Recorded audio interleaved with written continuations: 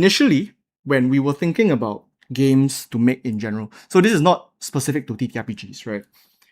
We actually just got at that point in time, we just bought like a pre-cut machine and a printer and everything and all the stickers and stuff, right? So we were just thinking like, oh, you know what are some things that we could make that is fun for people to collect little objects, and then like, we wanted to focus on a tactile experience for, could be a board game, could be a game, could be anything really, right? And personally, I'm a very big fan of playing ARPGs, so like Path of Exile, Diablo, farming games where you have a lot of loot and gear and stuff like that, where you obtain items and skills rather than building your specific class.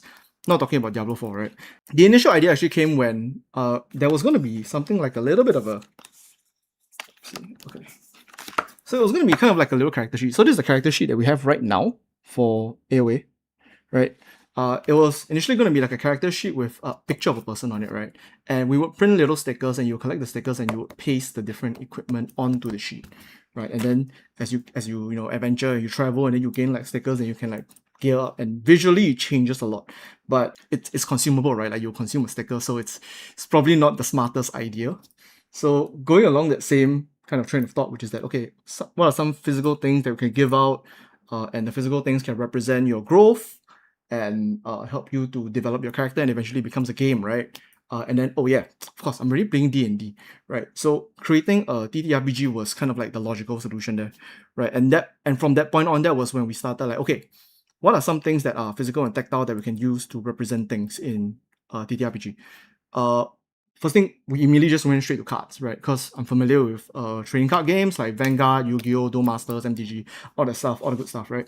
But the thing is that it's not that special. Like a lot of RPGs also have cards as an accessory. It's not a core component of their game. We were thinking like, okay, how do we actually make it much more of a core component of the TTRPG, right? So cards initially. So this is not a old card. This is a newer card, right? That we printed, I think, for the last playtest.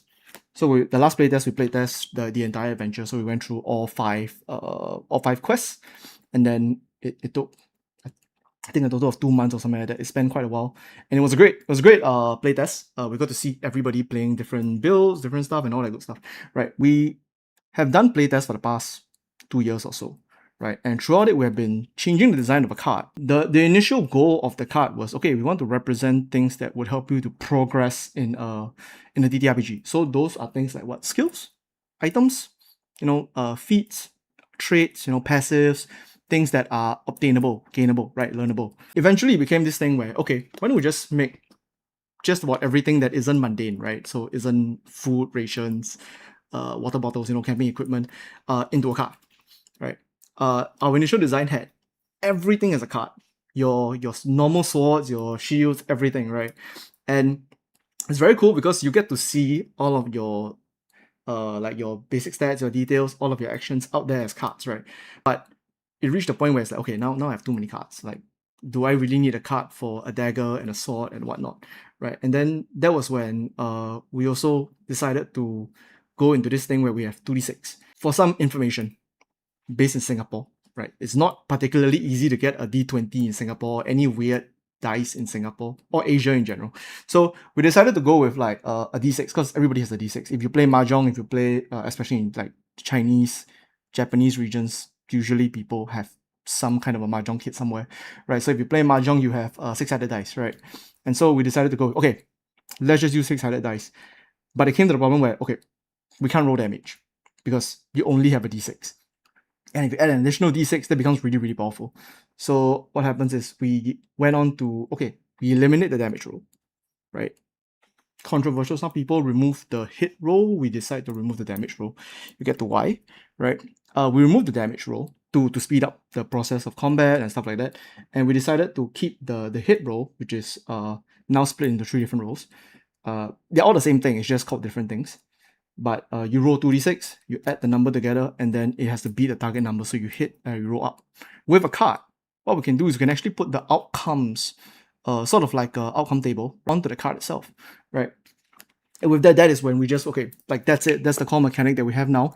We can put this kind of concept onto everything. So what we ended up doing is that we decided to take the 2d6 system, and when you roll a single 6, it counts as a tier up, and you roll a second 6 and it counts as 2 tiers up. So you have successes, great successes, and critical successes, which means that the opposite is also true, right? Which is that if you roll a 1, it's a great failure, and you roll 2 ones and it's a critical failure.